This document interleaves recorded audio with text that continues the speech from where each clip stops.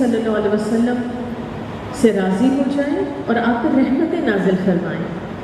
جب فرشتے درود بھیجتے ہیں تو اس کا بھی یہی مطلب ہوتا ہے، لیکن جب اللہ رب العزت درود بھیجتے ہیں تو اللہ تعالیٰ نے تو کسی سے دعا نہیں کرنی، پھر اس کا کیا مطلب ہے؟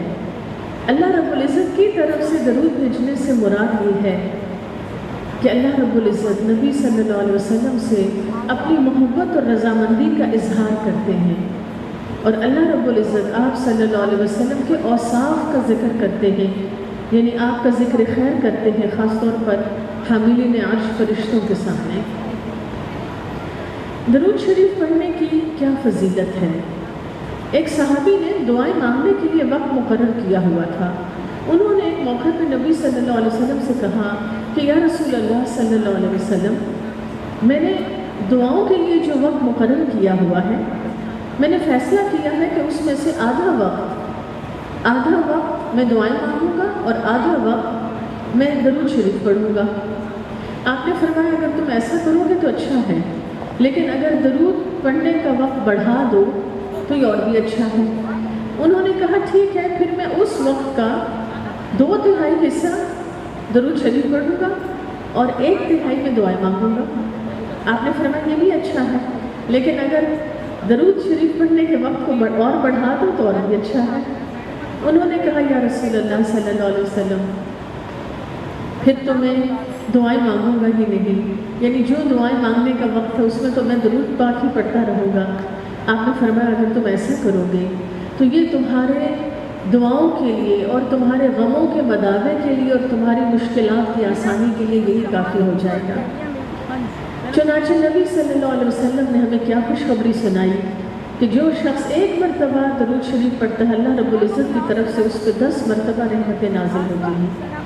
صحابہ رضی اللہ عنہ فرماتے ہیں کہ وہ نبی صلی اللہ علیہ وسلم کے ساتھ ایک باغ میں بیٹھے ہوئے تھے۔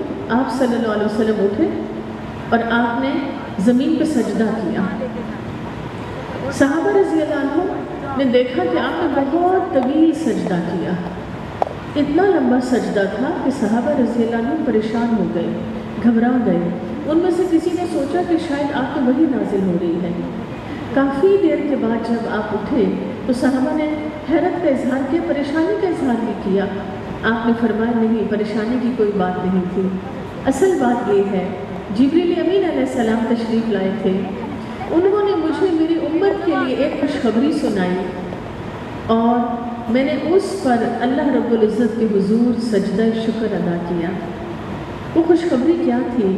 وہ یہی تھی کہ آپ نے فرمایا جبریل امین علیہ السلام یہ خوشخبری لے کر آئے ہیں کہ جو شخص میری امت میں سے جو شخص مجھ پر ایک بار درود شریف پڑھے گا اس پر اللہ رب العزت کی طرف سے 10 مرتبہ رحمتیں نازل ہوں گی۔ سبحان اللہ۔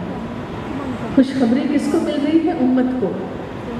رحمتیں کس پہ نازل ہوں گی؟ امت میں سے جو درود شریف پڑھے گا۔ لیکن سجدہ شکر کون کر رہا ہے؟ اللہ کے نبی صلی اللہ علیہ وسلم کر رہے ہیں۔ یہ ایسے ہی ہے جیسے اولاد کی کامیابیوں کو دیکھ کے شاید اولاد خود اتنی خوش نہیں ہوتی جتنی والدین کو خوشی ہوتی ہے۔ تو والدین اور اولاد کا جو رشتہ ہے، نبی صلی اللہ علیہ وسلم کا رشتہ اس سے بدرجہ اولا بلند ہے۔ چنانچہ صبح شام کے اذکار میں لازماً 10 مرتبہ کوشش ہونی چاہیے کہ درود شریف پڑھا جائے۔ آپ صلی اللہ علیہ وسلم نے یہ بھی خوشخبری سنائی کہ قیامت کے دن وہ لوگ آپ کے قریب ترین ہوں گے کہ جو آپ پر کثرت سے درود و سلام بھیجنے والے ہوں گے۔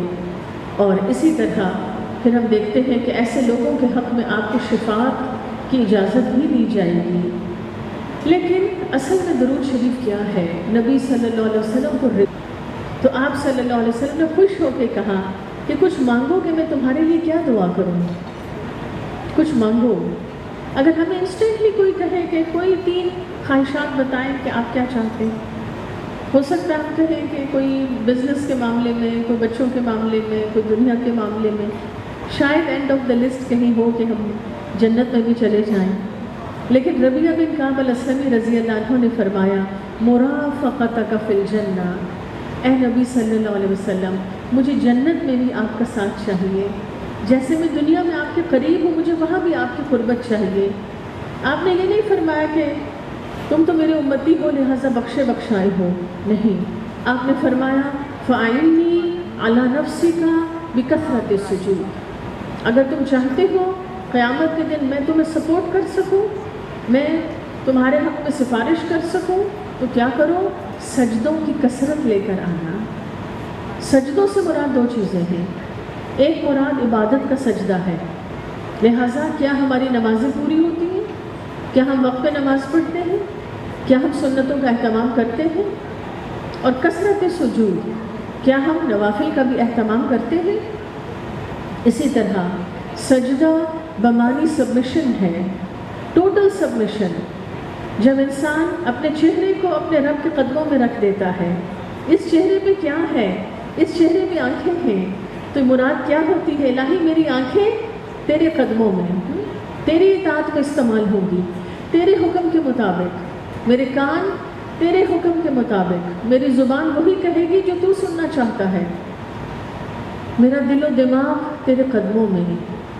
دماغ میں کیا ہے؟ یہ جو فور ہیڈ ہے ہمارا ماتھا، جو سجدے میں ہم زمین پہ رکھتے ہیں، گویا اپنے رب کے قدموں میں رکھتے ہیں۔ اس دماغ میں کیا ہے؟ ہمارے ارادے ہیں، ہماری پلاننگز ہیں، ہماری انٹینشنز ہیں، لہٰذا اپنا سر سجدے میں رکھنا از اے سائن آف ٹوٹل سبمیشن، کہ الہی ہم نے اپنا سب کچھ تیرے حوالے کر دیا۔ لہٰذا انسان گویا کس بات کا اظہار کرتا ہے کہ میرا جسم میری مرضی نہیں ہے، الہی تیرا دیا ہوا یہ دل و دماغ ہے جو میں نے تیرے ہی قدموں میں رکھ دیا ہے۔ پچھلے دنوں میرے بیٹے کو فٹ بال کھیلتے ہوئے انجری ہوئی، اور اس کا جو لیگمنٹ ہے وہ ڈیمیج ہوا۔ ویسے تو میں نے انیٹمی پڑھی ہوئی ہے پری میڈیکل میں، لیکن میں نے دوبارہ نی کی انیٹمی پڑھی، اور یقین کریں کہ میں جو چیز پڑھتی جاؤں، جو دیکھتی جاؤں کہ یہ لیگمنٹس کیسے کام کرتے ہیں، 2 انچ کا لیگمنٹ، اور وہ مجھے اور آپ کو چلنے میں کیسے مدد دیتا ہے۔ اور اگر وہ لیگمنٹ ڈیمیج ہو جائے تو نہ ہم پراپرلی بیلنسڈ واک کر سکتے ہیں، نہ ہم سیڑھیاں چڑھ سکتے ہیں، نہ ہم سیڑھیاں اتر سکتے ہیں، نہ ہم اپنے نی کو ٹرن کر کے کوئی موو کر سکتے ہیں۔ لہٰذا اگر یہ ہمارا جسم ہوتا تو ہم کبھی بیمار نہ ہوتے، اگر اس پر ہماری مرضی ہوتی تو ہم کبھی بوڑھے نہ ہوتے، ہم ہمیشہ جوان رہتے۔ اگر یہ جسم واقعی ہمارا ہوتا تو دنیا سے کون جاتا، بلکہ سب ہمیشہ ہی زندہ رہتے۔ لیکن یہ کسی اور کا بنایا ہوا اور کسی اور کا دیا ہوا یہ وجود ہے ہمارے پاس، جو کہ ایک امانت ہے۔ چنانچہ ہر نماز کی ہر رکعت میں ہم سجدہ کر کے اپنے وجود کو اور اپنے سر کو اللہ کے قدموں میں رکھ دیتے ہیں کہ الہی یہ میرا وجود اور یہ میرا دل و دماغ یہ تیرا مطیع ہوگا، یہ تیری فرما برداری کے مطابق کام کرے گا۔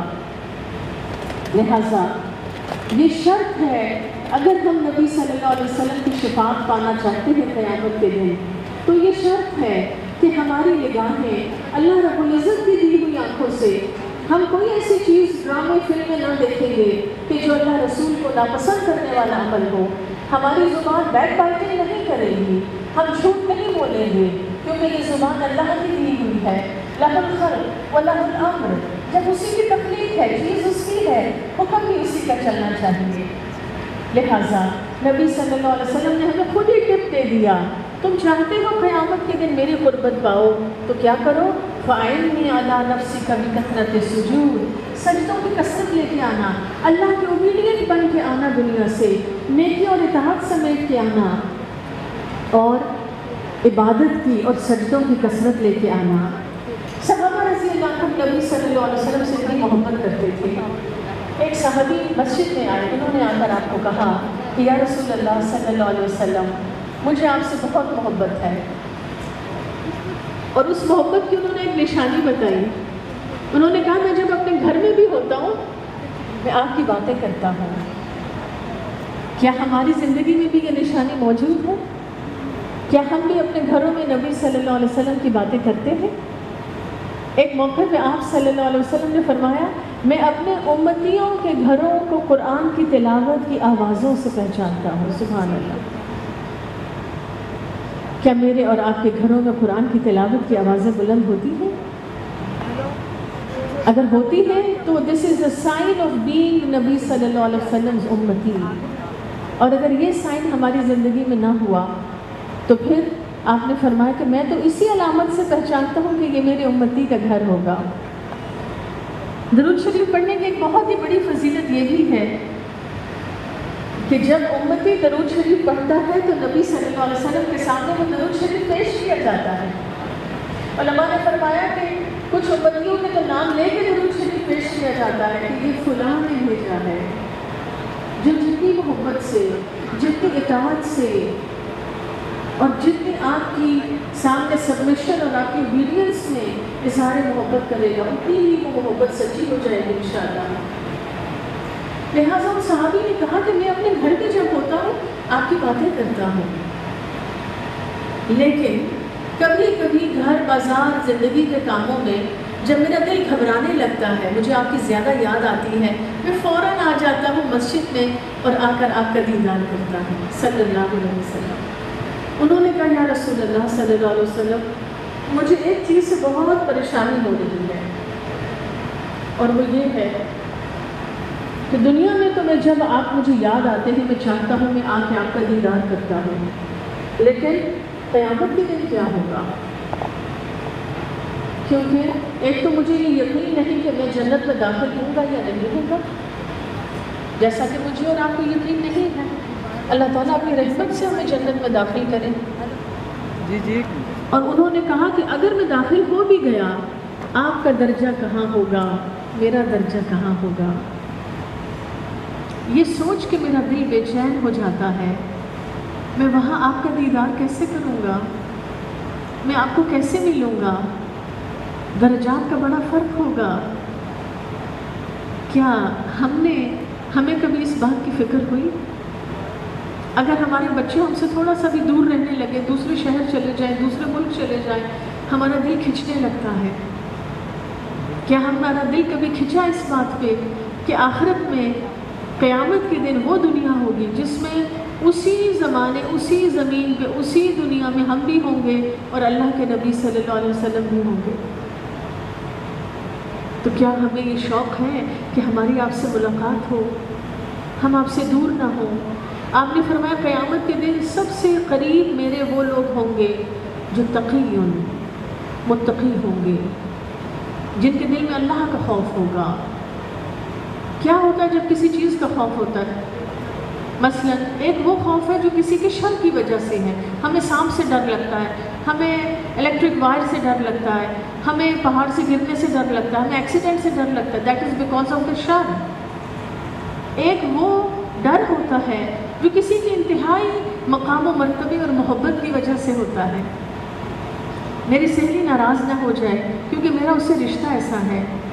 ماں باپ ناراض نہ ہو جائیں. اب تو ہمیں ماں باپ سے زیادہ فکر ہوتی ہے کہ بچے نہ ناراض ہو جائیں، لیکن ایک وقت تھا جب ہمیں اپنے ماں باپ کے ناراض ہونے کا زیادہ فکر ہوتی تھی. اللہ تعالیٰ ہمارے بچوں کو ہمارے لیے ٹھنڈک بنائے. لیکن اینی ویز کسی استاد کے ناراض ہونے کا ڈر ہونا، یہ جو ڈر ہے یہ کیا ہے؟ یہ خشیت ہے. لہٰذا کیا ہمارے دل میں یہ خشیت ہے کہ اللہ رب العزت ہم سے ناراض نہ ہو جائے؟ علماء نے فرمایا کہ اللہ رب العزت سے محبت کرو اس کی نعمتوں کی وجہ سے جو اس نے تمہیں عطا کی ہیں. صرف ایک گھٹنے کا لیگمنٹ اگر ہمارا ڈیمیج ہو جائے تو ساری دنیا مل کے وہ نہیں بنا سکتی. اگرچہ بیٹے کی سرجری ہوئی الحمدللہ اٹس فائن، لیکن جو چیز نیچرلی میرے اور آپ کے اندر اللہ رب العزت نے بنا دی. اور مینسکس ہے جو ہمارے دونوں جو نی جوائنٹ ہے ہمارے اس کے درمیان کیا ہے، اس کے لیے سائنٹسٹ ڈاکٹرز ایک ورڈ یوز کرتے ہیں، it's a cushion between the joint, between the two bones. That is a cushion. وہ کوشن وہاں کیوں رکھا گیا ہے؟ تاکہ ہماری جو بونز ہیں وہ رب نہ کرے، ہمیں تکلیف نہ ہو، اور وہ بونز ہمارے جوائنٹ خراب نہ ہو. سبحان اللہ. جس چیز کو میں اور آپ بھی نہیں جانتے تھے کہ ہمارے وجود کو کس چیز کی ضرورت ہے، ہمارے رب نے ہمارے اندر وہ کچھ پیدا کیا. لہٰذا کیا کرو، رب کے دیے ہوئی نعمتوں اور اس کے احسانات کی وجہ سے اپنے رب سے محبت کرو. چنانچہ جو ایسا کرے گا نبی صلی اللہ علیہ وسلم نے فرمایا قیامت کے دن میرے سب سے قریب وہ لوگ ہوں گے، وہ شخص ہوگا تقی جو متقی ہوگا، اللہ سے محبت کرنے والا اور اللہ سے ڈرنے والا، اور حیّن لین، حیّن کیسا ہوگا؟ بہت آسان ہوگا، easy to manage, easy to talk to, easy to deal with. کچھ لوگ ہوتے ہیں جن سے بات کریں بات کا بتنگڑ بن جاتا ہے، ہوا بن جاتا ہے، وہ کلوزسٹ ریلیشن میں بھی ہوں تو لوگ ان سے کچھ ڈسکس نہیں کر سکتے، اور کچھ ایسے ہوتے ہیں کہ وہ اجنبی بھی ہوں تو وہ اپنے ہی لگتے ہیں۔ لہٰذا ایسا شخص جو حیّن ہے، ایک ایزی انسان ہے۔ پچھلے دنوں ایک میں نے میسج بھی پڑھا، بہت ہی مجھے اچھا لگا کہ اس کا کوئی نام تھا سیف ویمن، سیف ویمن، اور وہ اس بارے میں تھا کہ آپ ایک سیف ویمن بنیں اور آپ اپریشیٹ کریں ان لوگوں کو جو اپنے ان ساتھیوں کو جو آپ کے لیے سیف ویمن ہیں۔ کون ہوتی ہے سیف ویمن؟ انہوں نے کہا جس کے سامنے آپ کو پریٹینڈ نہ کرنا پڑے کہ وہ کون ہے، but she accepts you and she loves you and she respects you as you are, so she is the safe women for you, be a safe women for one another. تو ایک ایسا انسان جو کہ آسان ہو، اور تیسری صفت لین، بہت نرم ہو، بات کرنی ہے you should be soft spoken, you should be soft hearted, you should be easy to deal with۔ ایسے لوگ جو نبی صلی اللہ علیہ وسلم کی سیرت پر چلنے والے ہوں گے ان کا مزاج ایسا ہوگا، لہٰذا وہ نبی صلی اللہ علیہ وسلم کے کلوزسٹ ہوں گے آن دا ڈے آف ججمنٹ۔ ان صحابی کو فکر تھی میں اپنے نبی سے دور نہ ہو جاؤں صلی اللہ علیہ وسلم۔ انہوں نے کہا کہ میں اس دن بھی آپ کے قریب رہنا چاہتا ہوں، آپ کا دیدار کیسے کروں گا؟ آپ نے فرمایا کہ جب انہوں نے کہا کہ مجھے آپ سے محبت ہے لیکن مجھے لگتا ہے کہ میرے اور آپ کے درجے میں بڑا فرق ہوگا، میں آپ کا دیدار کیسے کروں گا؟ آپ نے فرمایا کہ اگر تجھے اللہ سے محبت ہے اور اللہ کے نبی صلی اللہ علیہ وسلم سے محبت ہے تو پھر یاد رکھنا کہ تو اسی کے ساتھ ہوگا مع من احببت، جس سے تو محبت کرتا ہوگا۔ انس رضی اللہ عنہ فرماتے ہیں مختلف مواقع پہ نبی صلی اللہ علیہ وسلم نے صحابہ رضی اللہ عنہ کو یہ کچھ خبریاں سنائیں۔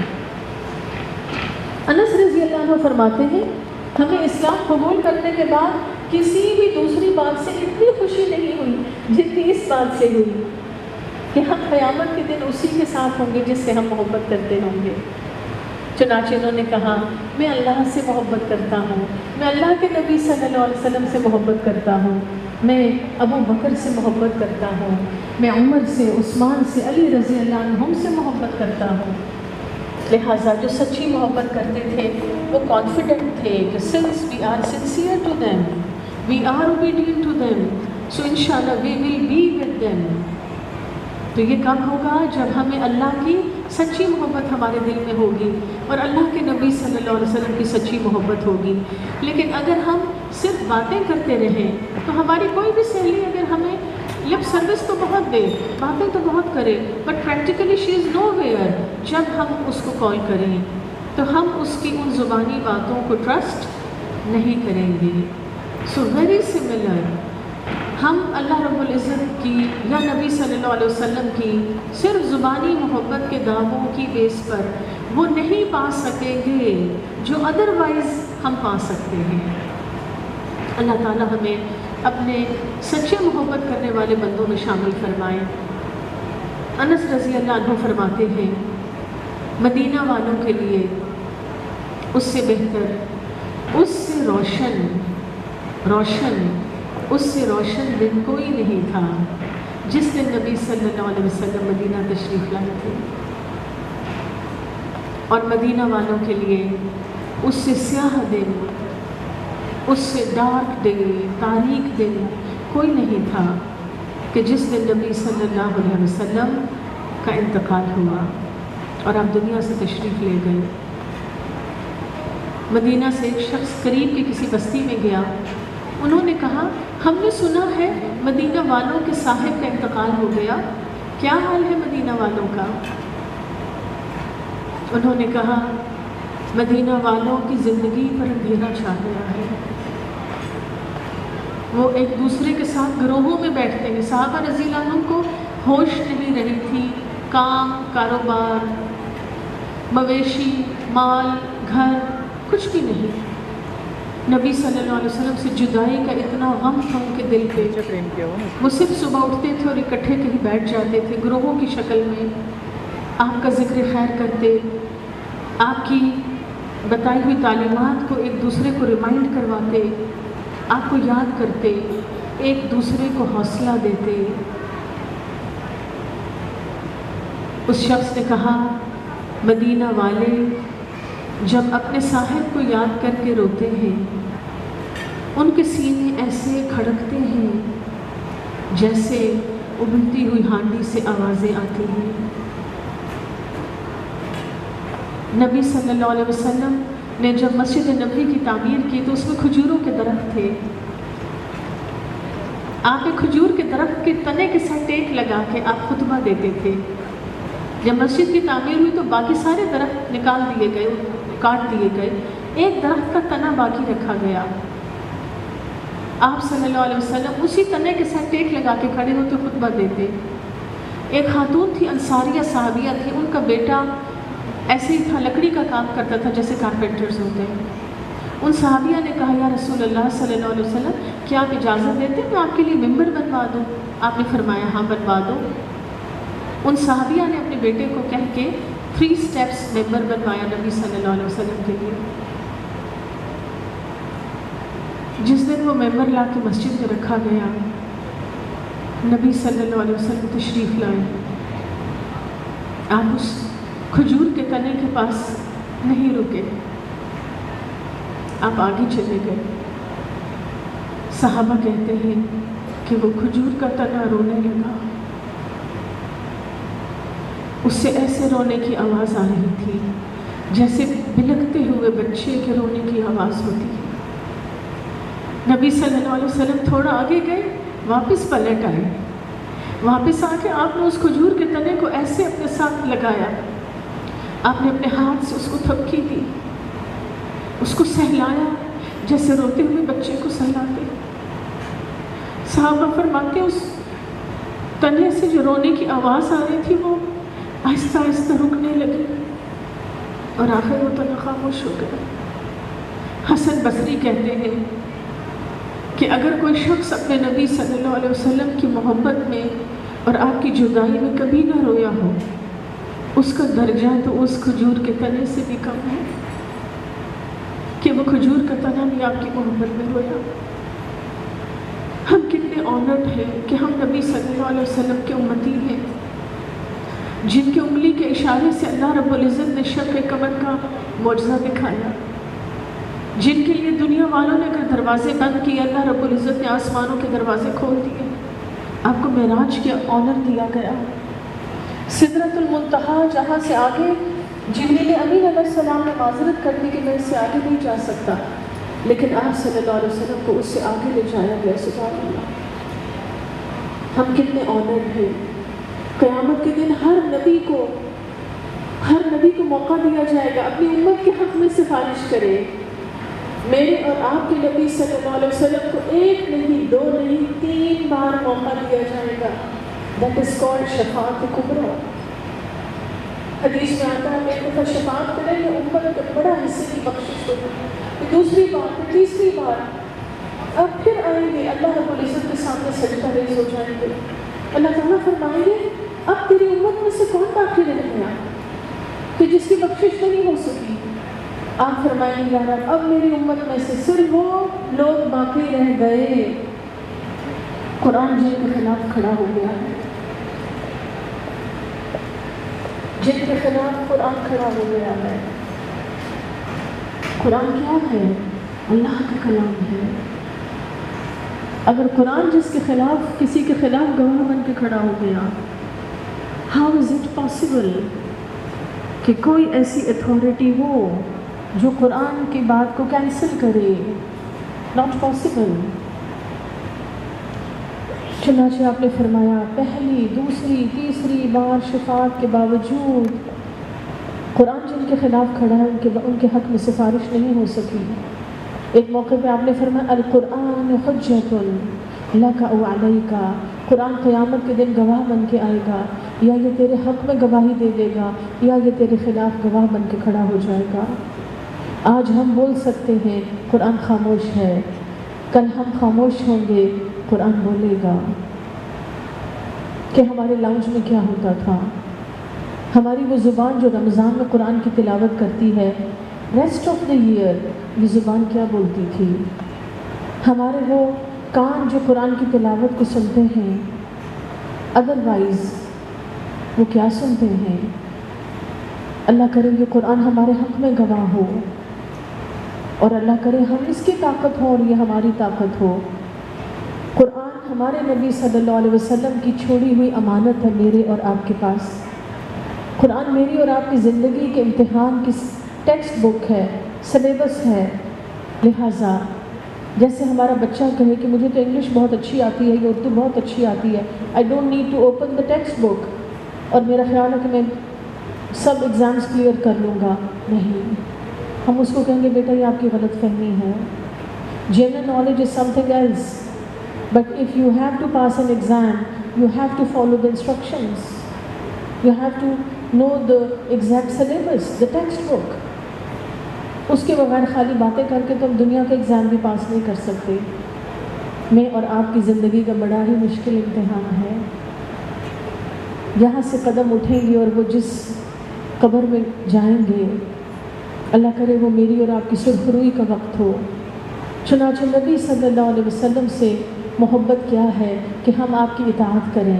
آپ نے فرمایا میری ساری امت جنت میں داخل ہوگی الا من ابا، سوائے اس کے جو خود انکار کر دے۔ صحابہ نے فرمایا وَمَن يَأْبَ يَا رسول اللہ صلی اللہ علیہ وسلم، انکار کون کر سکتا ہے اے نبی صلی اللہ علیہ وسلم؟ آپ نے فرمایا من اطاعنی دخل الجنہ ومن عصانی فقد ابا، جو میرا اوبیڈینٹ ہے، جو میری بات کو فالو کرے گا وہ ہے دخل الجنہ، جو جنت میں داخل ہوگا۔ ومن عصانی، جس نے میری بات کو ریفیوٹ کیا، میری اوبیڈینس کو ریفیوز کیا، فقط ابا، اس نے جنت میں داخل ہونے سے ریفیوز کیا۔ سو نبی صلی اللہ علیہ وسلم کی سنتوں کو فالو کرنا اور آپ سے محبت کرنا وہ صرف ایک زبانی بات نہیں ہے، وہ عمل کا امتحان ہے۔ اللہ رب العزت ہمیں اس امتحان میں سرخرو ہونے کی توفیق عطا فرمائے۔ وآخر دعوانا ان الحمد للہ رب العالمین۔ بسم اللہ الرحمن الرحیم۔ ربنا آتنا فی الدنیا حسنہ وفی الآخرۃ حسنہ وقنا عذاب النار۔ یا اللہ ہمیں دنیا اور رب ارحمہما کما ربیانا صغیرا، یا اللہ ہمارے والدین اور اساتذہ پہ رحمتیں اور برکتیں نازل فرما، ہماری پیاری استاذہ ڈاکٹر فرحت ہاشمی صاحبہ پہ رحمتیں اور برکتیں نازل فرما، ہمیں اپنے والدین کے لیے آنکھوں کی ٹھنڈک اور دل کا سکون بنا دے۔ الہی ہمارے بچوں اور ہماری نسلوں کو ہمارے لیے آنکھوں کی ٹھنڈک بنا دینا، ہمارے لیے دل کا سکون بنا دینا۔ اللہ فتنوں کے اس طوفان میں ہماری شرم و حیا کی حفاظت فرما۔ یا اللہ ہمارے بچوں، بچیوں، عورتوں، مردوں کے دین ایمان کی حفاظت فرما۔ الہی تمام پریشان حالوں کی پریشانیوں کو دور فرما، جو کسی مشکل میں ہے ان کے لیے آسانیاں کر دے۔ یا اللہ جہاں کسی نعمت کی محرومی ہے اپنی رحمت کے خزانوں سے عطا فرما، جہاں کوئی تنگی ہے وہ سطح پیدا فرما۔ الہی تمام بیماروں، مریضوں، زخمیوں کو شفا عطا فرما۔ اللہم اغفر لحینا و میتنا، یا اللہ ہمارے زندوں اور ہمارے مردوں کو بخش دینا۔ ہمارے پیارے رشتوں میں سے جو دنیا سے رخصت ہو چکے، الہی ان کی آخرت کی منزلوں کو آسان کر دینا۔ یا اللہ ہمیں موت کے آنے سے پہلے اس کی تیاری کی توفیق عطا فرما۔ الہی ہمیں اپنی اور اپنے نبی صلی اللہ علیہ وسلم کی سچی محبت عطا فرما۔ یا اللہ ہمیں آپ صلی اللہ علیہ وسلم کی احادیث کو، قرآن کو الہی درست پڑھنے، سمجھنے اور اس پر عمل کرنے والوں میں شامل فرما۔ یا اللہ قیامت کے دن ہمیں منافقوں میں کھڑا نہ کرنا۔ الہی ہماری آنکھوں کی حفاظت فرما، ہمارے کانوں، ہماری زبانوں اور ہمارے دلوں کی حفاظت فرما۔ یا اللہ تو نے ہمیں جو نعمتیں عطا کی ہماری طرف سے شکر قبول فرما، ان نعمتوں میں رہتے ہوئے اپنی اطاعت کی توفیق عطا فرما۔ اللہ ہمیں قیامت کے دن نبی اکرم صلی اللہ علیہ وسلم کے جھنڈے تلے کھڑا کرنا۔ یا اللہ ان کی شفاعت ہمارے حق میں قبول فرمانا۔ الہی ہمارے حسنات کو وزن دے دینا، ہمارے اعمال نامے ہمارے دائیں ہاتھ میں عطا کرنا، اللہ ہمیں اس دن کی رسوائی سے بچا لینا۔ اللہم احسن عاقبتنا فی الامور کلها واجرنا من خزي الدنیا وعذاب الآخرہ۔ الہی ہم اپنے تمام معاملات کو تیرے حوالے کرتے ہیں، یا اللہ ہمارے سارے کاموں کی بہترین تکمیل کر دینا، ان کا بہترین انجام کر دینا۔ الہی ہمیں دنیا اور آخرت کی رسوائی سے بچا لینا، یا اللہ ہمارے عیبوں پہ پردے ڈال دینا۔ الہی ہمارے سوا تیری بندیاں تو بہت ہیں، تیرے سوا ہمارا کوئی رب نہیں ہے، ہم صرف تجھے پکارتی ہیں، ہمیں عطا کرنا، ہمیں محروم نہیں کرنا۔ الہی ہمارے غموں کو خوشیوں میں بدل دے، ہماری پریشانیاں دور کر دے، ہماری مشکلات کو آسان کر دے۔ یا اللہ اس مقام پہ اور ہم سب کے گھروں پہ رحمتیں اور برکتیں نازل فرما۔ الہی ہمارے گھروں کو محبت اور سکون کے گھر بنا دینا۔